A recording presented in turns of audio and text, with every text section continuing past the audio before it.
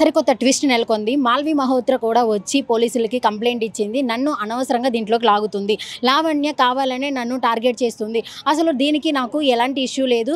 Audio కాల్‌లో కూడా నేను క్లారిటీగా చెప్పాను. ఆ అమ్మాయి వాళ్ళిద్దరి విషయాన్ని వాళ్ళిద్దరు మాత్రమే సెటిల్ డౌన్ చేసుకోమన్నాను. కానీ ఎందుకు ఏ మోటోతో నన్ను ఈ మధ్యలోకి లాగుతుంది అనేది నాకు ఇప్పటి వరకు తెలియట్లేదు అని చెప్పి ఆల్రెడీ కంప్లెయింట్ ఇచ్చానని చెప్పింది. అండ్ వాళ్ళ ఫాదర్ నెంబర్ అనేది ఎవ్వరికీ తెలీదు. ఆ అమ్మాయికి ఒక్కదానికి ఎలా వెళ్ళింది.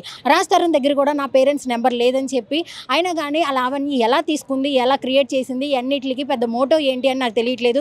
అండ్ తను చాలా ఎమోషనల్ అవుతుంది. తన తెలుగులో తన ఫస్ట్ ఫిల్మ్లో ఎంత అలిగేషన్స్ని ఎదుర్కోవడం, ఇలాంటి ఒక టైప్ ఆఫ్ ట్రిపికల్ సిచ్యువేషన్లో ఇరుక్కుపోవడం అనేది తనకి చాలా బాధాకరం అని చెప్తుంది. అండ్ దీంట్లో అసలు ఈ అమ్మాయి కంప్లైంట్ ఇవ్వడానికి రీజన్ అనేది కూడా ఉంది. వాళ్ళిద్దరి ఇష్యూని వాళ్ళిద్దరు సెటిల్ డౌన్ చేసుకోకుండా, వాళ్ళిద్దరు లవ్ ఇష్యూ అయినా ఎఫర్ విషయం అయినా సంథింగ్ ఏదైనా సరే వాళ్ళు ఆల్రెడీ రిలేషన్లో ఉన్నారని రాజ్ తరుణ్ కూడా వచ్చి చెప్పడం జరిగింది.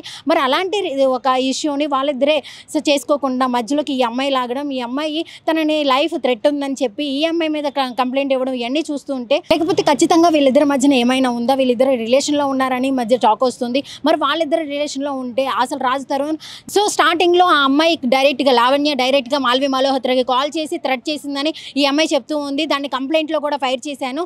మరి స్టార్టింగ్లో అమ్మాయి కాల్ చేసినప్పుడు రాజ్ తరుణ్ ఈమెను అడిగినట్టు ఆవిడ నా ఎక్స్ లవర్, నువ్వు బ్లాక్ చేసేయా అని తను చెప్పినట్లు తెలుస్తుంది. అంటే వీళ్ళ ముగ్గురికి మధ్యలో స్టార్టింగ్లోనే కన్వర్జేషన్ జరిగినట్టు తెలుస్తుంది.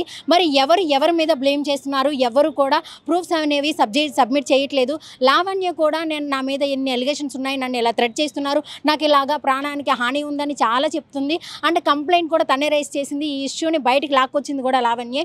కానీ ఆవిడ ఇన్ని లాక్కొచ్చింది, ఎన్ని కంప్లైంట్ ఇచ్చింది, కాస్త ప్రూఫ్స్ ఎందుకని సబ్మిట్ చేయట్లేదు అని ఇప్పటికీ కూడా తెలియట్లేదు.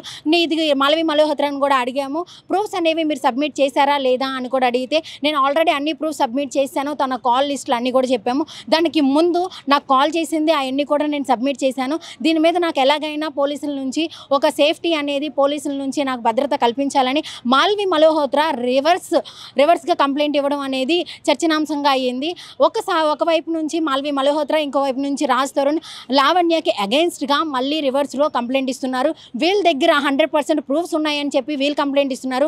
ఆవిడ కంప్లైంట్ ఇచ్చింది కానీ ప్రూఫ్స్ ఏవి సబ్మిట్ చేయలేదని పోలీసులు అంటున్నారు. మరి అన్నిటికీ అసలు నిజాలు ఏంటి అనేది, అసలు ఆ లావణ్య మోటో ఏంటి, లావణ్య వెనకాల ఎవరైనా ఉన్నారా, లేకపోతే కొంతమంది టాక్ ఏంటంటే ఈ యొక్క కొత్త మూవీకి ఇలాంటి ప్రమోషన్ స్టంట్ అనేవి జరుగుతుంది అని ఇంకొంతమంది టాక్స్ వినిపిస్తుంది. మరి ఇవన్నీ నిజంగా ప్రమోషన్ స్టంటా, లేకపోతే వీళ్ళకి మధ్యలో నిజంగానే ఇలాంటి సీరియస్ సిచ్యువేషన్ జరుగుతుందా, ఇవన్నీ కూడా క్లారిటీగా తెలియాలంటే లావణ్య బయటకు వచ్చి తన ప్రూఫ్స్ అనేవి సబ్మిట్ చేసేంత వరకు మనం వెయిట్ చేయాల్సిందే.